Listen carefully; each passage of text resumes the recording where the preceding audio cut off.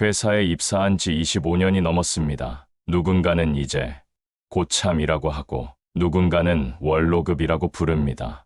하지만 요즘 들어 자주 듣는 말이 하나 있습니다. 엘더라는 말. 처음엔 뭔가 있어 보이는 단어 같았죠. 하지만 곧 알게 됩니다. 그건 리더가 아닌 사람을 부르는 이름이라는 거요. 경륜은 있으나 영향력은 없다는 뜻. 회사의 끝자락에 머문 사람이라는 거죠. 화면 회의실 한쪽에 조용히 앉은 중년 남성.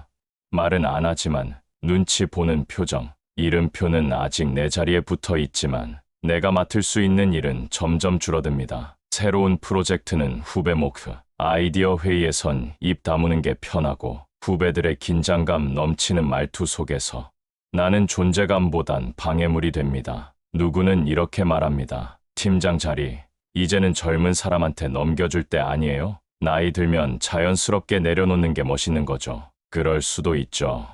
그런데 그 자리를 넘기고 나면 나는 어디로 가야 하나요? 한때는 내가 팀을 이끌었고 누군가에겐 멘토였고 보고서를 처음 배우던 후배들이 지금은 내 상사가 되었습니다. 그리고 나는 지금 어느 부서도 어느 팀도 나를 꼭 필요로 하지 않는 것처럼 느껴집니다. 회사는 이제 쓸모로 존재를 판단합니다. 효율이 떨어지면 아웃, 성과 없으면 무의미, 연차가 높고 연봉이 많으면 부담. 어느 순간 나는 숫자가 되었습니다. 인사팀의 엑셀 시트 속 인건비 절감 항목일지도 모릅니다. 그런데 웃긴 건 나는 아직도 매일 새벽에 눈을 뜨고 출근합니다. 이 일이 나의 정체성이고 이 자리만이 나를 사람으로 만들어주는 마지막 공간이기 때문입니다. 점심시간 함께 밥 먹던 동료는 퇴직했고 카톡방은 조용해졌고 사무실에서 말을 걸 사람도 점점 줄어들었습니다. 나는 점점 조용해졌습니다.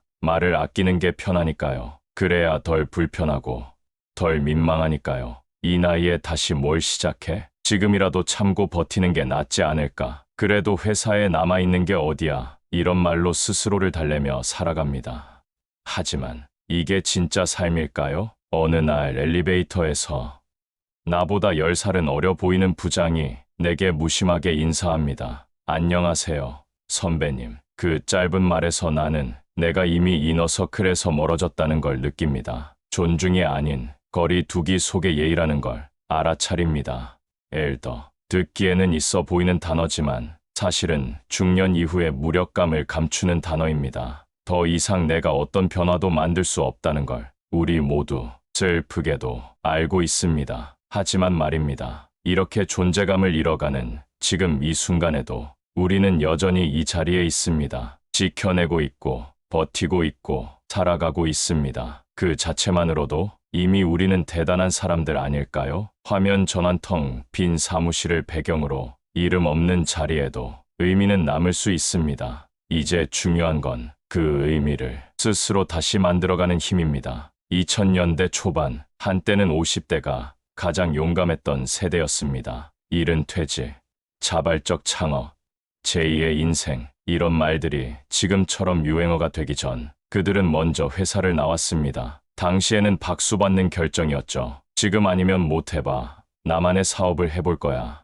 더 이상 상사 눈치 보지 않고 살고 싶다. 그때는 두려움보다 희망이 컸습니다. 하지만 그들의 뒷모습은 우리에게 너무 생생합니다. 20년간 쌓아온 퇴직금을 털어 작은 음식점을 시작했지만 2년도 안 되어 문을 닫은 선배, 아는 인맥만 믿고 무작정 창업한 동료. 처음엔 방송에도 나오고 주목받았지만 어느 순간 소리 없이 사라졌습니다. 컨설턴트로 강의 뛰며 바쁘다던 친구. 알고 보니 강의보다 텅 빈 시간이 더 많았다는 걸 나중에야 알게 됐죠. 두 번째 인생은 항상 첫 번째보다 더 어려웠다. 이건 그들이 우리에게 몸으로 가르쳐준 진실이었습니다. 그래서 지금의 우리는 쉽게 회사를 나서지 못합니다. 용기보단 신중을 택하게 됩니다. 나가서 뭘 하지? 내가 진짜 뭘 할 줄 아는 거지? 지금 자리라도 지키는 게 나은 거 아닐까? 이런 질문들이 머릿속을 떠나지 않습니다. 우리는 그들의 실패를 반면교사 삼은 세대입니다. 하지만 그건 어쩌면 용기의 대가가 아니라 시스템의 부족 때문이었을지도 모릅니다. 도전은 많았지만 지원은 없었고 열정은 있었지만 방향은 없었으며 무엇보다 회사를 떠난 후에 삶을 준비한 사람은 거의 없었습니다. 우리는 알고 있습니다. 퇴직은 끝이 아니라 시작이라는 거요.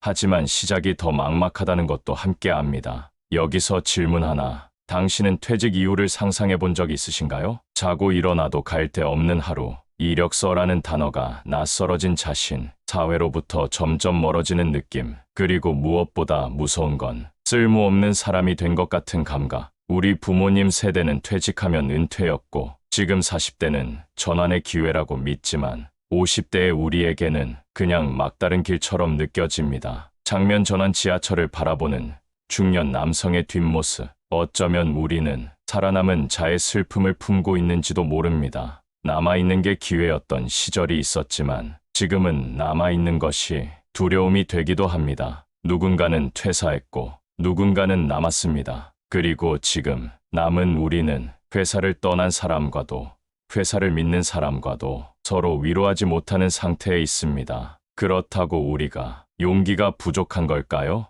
아니요. 우리는 너무 많이 봤기 때문에, 너무 많이 배웠기 때문에 함부로 결정을 내릴 수 없는 세대가 된 것입니다. 하지만 이제는 피해가기보다 마주할 시간입니다. 선배들이 실패했던 이유는 무엇이었는지, 그들은 무엇을 준비하지 못했는지, 우리는 무엇을 더 준비할 수 있을지를 차분히 돌아봐야 할 때입니다. 그 실패는 끝이 아니라 교훈으로 남겨야 합니다. 그래야 우리 세대는 더 이상 불안한 세대가 아니라 지혜로운 세대가 될 수 있습니다. 남아있다고 해서 실패는 아닙니다. 나가지 않았다고 해서 두려운 것도 아닙니다. 우리의 선택은 아직 진짜 삶을 위한 시작일지도 모릅니다. 우리는 늘 지금보다 조금만 더 가지면 괜찮을 거야. 이번 승진만 하면, 이번 연봉 협상만 통과되면, 그렇게 생각하며 살아왔습니다. 그게 다일 줄 알았습니다. 심리학에서는 이를 초점 오류 focusing illusion라고 부릅니다. 사람은 특정 대상에 집착하면 그게 인생에서 가장 중요하다고 착각한다. 더 높은 직급, 더 좋은 차, 더 넓은 집, 더 많은 연봉. 그걸 가지면 행복할 줄 알았습니다. 하지만 정말 그랬을까요? 승진한 후배는 불면증에 시달리고 고급 차를 산 친구는 주차할 자리를 고민합니다. 돈이 많은 지인은 도리어 사람을 더 의심합니다. 그게 행복입니까? 아니면 부담일까요? 우리는 늘 더 좋은 미래를 쫓았지만 지금의 삶을 놓치고 있었는지도 모릅니다. 당신이 지금 느끼는 박탈감, 그건 남보다 못해서가 아니라 내가 진짜 원했던 게 뭔지 모르기 때문일지도 모릅니다. 화면 공원 벤치에 앉아 일몰을 바라보는 모습. 중년 이후의 삶에서 가장 중요한 질문은 이것입니다. 나는 지금까지 무엇을 위해 살아왔는가? 그 모든 수고 끝에 나는 만족하고 있는가? 초점 오류에서 벗어나야 비로소 나를 위한 삶이 시작됩니다. 지금 이 순간 잠시 멈춰 내가 정말 원했던 걸 되짚어 보세요. 그게 바로 중년이 찾아야 할 두 번째 중심입니다. 철학자가 된 노예,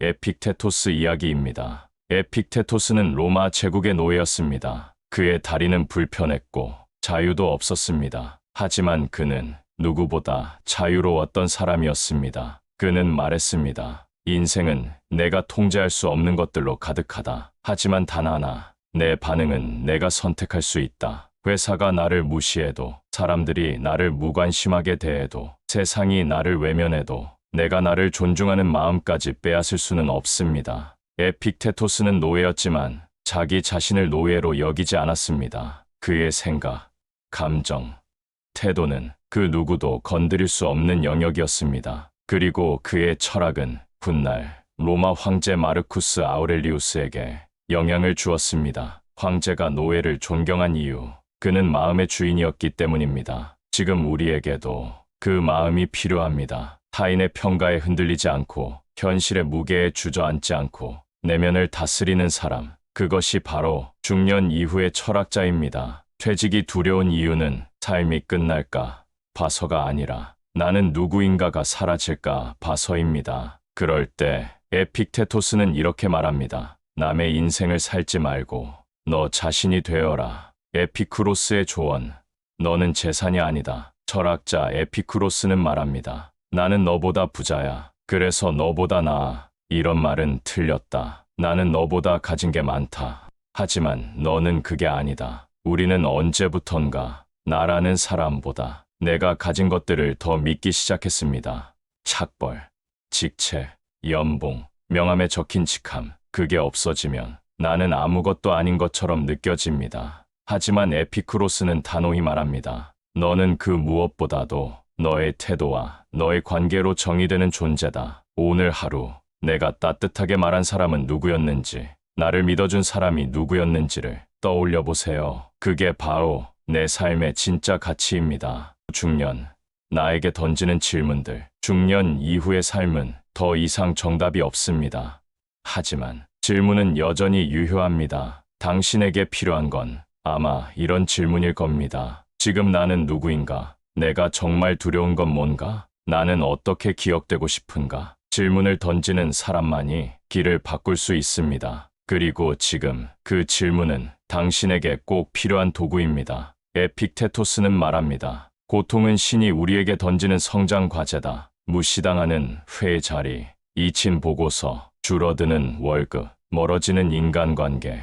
이 모든 건 나를 낮추기 위한 것이 아니라 내 마음을 단련시키기 위한 과정입니다. 고통을 피하려 하지 말고 그 안에서 단단해질 수 있는 근육을 키워야 합니다. 에픽테토스는 말합니다. 장군이 되려 하지 말고 자유인이 되기를 꿈꿔라. 진짜 자유인은 외부 환경이 아니라 자기 마음을 다스릴 줄 아는 사람입니다. 말이 적어도 중심이 있는 사람, 가진 건 적어도 흔들리지 않는 사람, 조용하지만 단단한 사람. 그게 바로 중년 이후 우리가 지향해야 할 삶입니다. 지금 이 순간 혼자 이 영상을 보고 있는 당신에게 말하고 싶습니다. 당신은 이미 충분히 잘 살아왔습니다.